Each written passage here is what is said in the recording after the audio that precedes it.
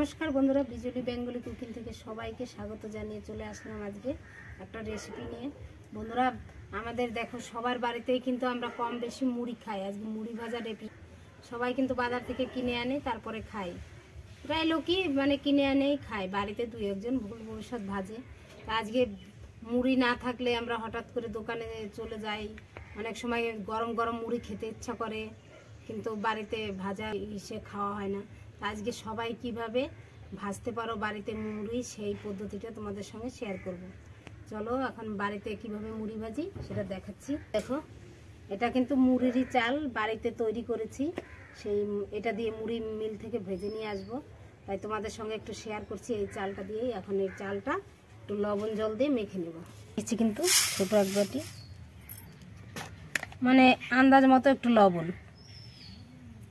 আর দিয়ে দেবো একটু জল। জল দিয়ে চালটা এখন ভালো করে মেখে নেব।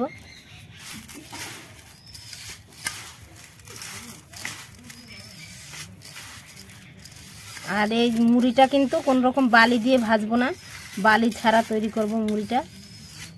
খুব সহজে সবাই করে খেতে পারবে এইভাবে। আমি যেইভাবে করতেছি এইভাবে ফুল ভিডিওটা দেখবে, কেটে কেটে দেখবে না, তাহলে বুঝতে পারবে না।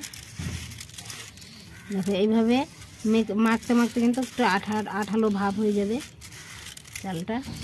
আর এটা সব রকমের চাল দিয়েই করতে পারো, ভাতের চাল, রেশনের চাল, সব চাল দিয়েই এই মুড়িটা ভেজে খেতে পারবে।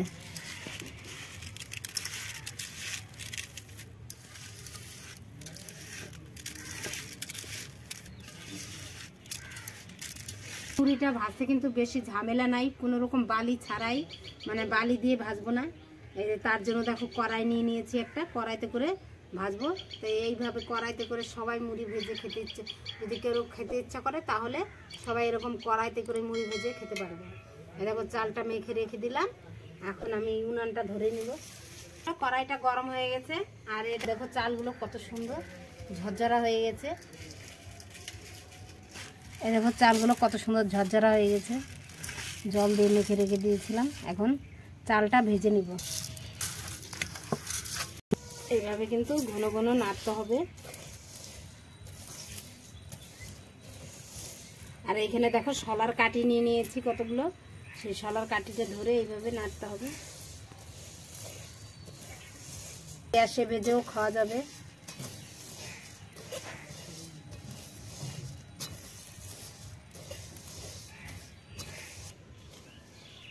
এইভাবে ঘন ঘন নাড়তে হবে। আর এইভাবে নাড়তে নাড়তে যখন দেখবে চালটা একটু লাল লাল কালার হয়ে গেছে, তখন বুঝতে পারবে যে ভাজাটা হয়ে গেছে চালটা, তখন নামায় ফেলতে হবে।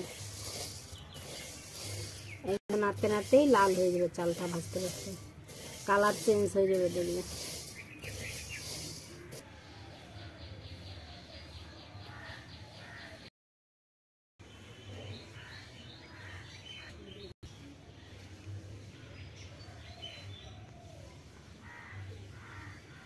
দেখো বন্ধুরা, চালের কালার কিন্তু চেঞ্জ হয়ে গেছে, আমার চালটা কিন্তু ভাজা হয়ে গেছে। এখন নামাই নিব। দেখো চালের কালার চেঞ্জ হয়ে গেছে, দেখো চালটা এখন হয়ে গেছে। এরকম যদি কালার চেঞ্জ হয়ে যায় তাহলে বুঝতে পারবে যে চালটা হয়ে গেছে। আর এই কড়াইটা না বলুন, যদি খালি কড়াইতে ভাজা দাও চালগুলো তাহলে কিন্তু খুব ফুটে যাবে। এইভাবে ঘন ঘন নাড়তে হবে। আর পিছনের দিকে তোমাদের সঙ্গে শেয়ার করতে ভুলে গেছিলাম, পিছনের দিকে কড়ার পিছনে একটু মাটি লাগিয়ে নিবে হালকা করে, তাহলে কিন্তু এই চালটা ভাজার সময় একটুকু ফুটবে না। দেখো আমার চালের কালার চেঞ্জ হয়ে গেছে, এখন ঢেলে দেখো চালের কালার চেঞ্জ হয়েছে। আর এটা কিন্তু বালি দিয়ে মুড়িটা ভাজবো না, এই লবণের প্যাকেট নিয়ে নিয়েছি, এই লবণটা দিয়ে মুড়ি ভাজবো। লাগবে না, আমার যেটুকু লাগবে ওইটুকু নিয়ে নিচ্ছি।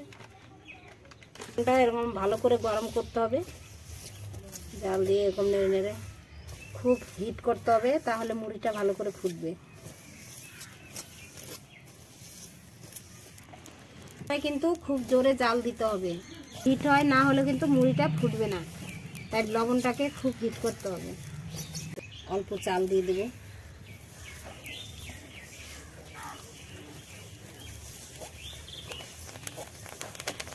এই দেখো বন্ধুরা কত সুন্দর ফুটছে, দেখো।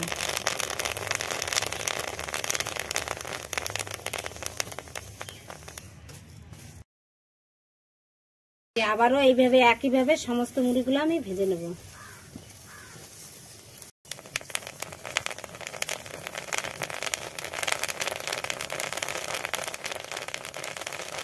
দেখো মুড়িগুলো কত সুন্দর হয়েছে, ভাজা হয়ে গেছে। আর তোমরা যদি এইভাবে এটা দিয়ে যদি এই সরার কাঠি দিয়ে না নামাতে পারো, তাহলে এই যে দেখো আমি এই যে ঝাঁঝরি নিয়ে নিয়েছি একটা। ঝাঁঝরি থালা বা বাটি তো সবার বাড়িতেই থাকে, গামলা যে ফোটা ফোটা ছিদ্র করা যে গামলাগুলো থাকে বা থালা থাকে, তার মধ্যে ঢেলে এরকম করে চেলে নিতে পারো। এই দেখো দুই পদ্ধতিতে দেখালাম আমি, ওটাতেও করতে পারো। আবার এই যে আমি কিন্তু এটা দিয়েই টেনে টেনে নামাই, এইভাবে করে নামাইছি এই যে সরা কাঠি দিয়ে। তোমরা না পারলে এরকম একটা থালা নেবে আর এরকম ছিদ্র থালার উপরে ঢেলে এরকম চেলে নেবে। দেখো মুড়িগুলো কত সুন্দর হয়েছে। এখন গরম গরম মুড়ি খাবো। আর এই লবণগুলো ফেলে দিব না, রেখে দিব। আর এইভাবে কিন্তু যাদের সুগার আছে, হাই প্রেশার আছে, তারা কিন্তু এই ভাজা লবণটা পাতেও খেতে পারো, এবং রেখে দিলে আবার পরবর্তীতে কিছু করে মানে কিছু করা যাবে এই লবণ দিয়ে। মুড়ি সেই লাগবে খেতে।